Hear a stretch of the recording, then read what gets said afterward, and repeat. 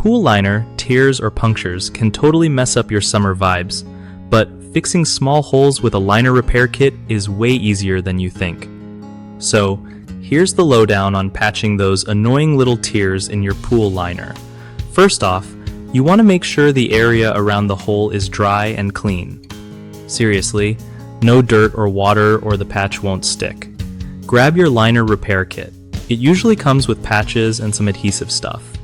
Cut a patch that's a bit bigger than the hole, like at least 1 inch bigger all around, so it seals properly.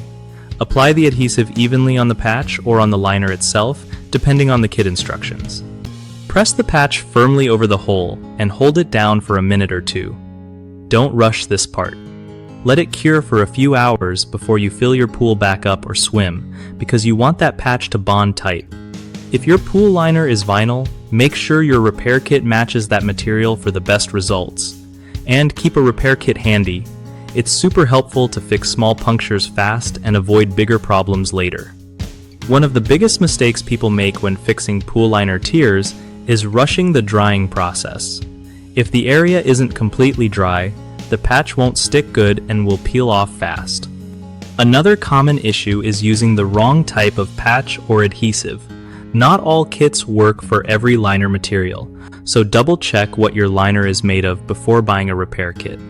Lastly, cutting patches too small or not covering the tear fully means water will sneak in around the edges and cause more damage. To fix these, take your time drying the area. Pick a repair kit designed for your vinyl or other liner type, and always cut patches with enough extra room to seal completely. BigHomeProjects.com is awesome because it helps homeowners find local contractors they can actually trust, which is perfect when you need quality repairs done right. Plus, it's a great way for contractors to connect with people looking for their skills and get more work lined up without all the hassle.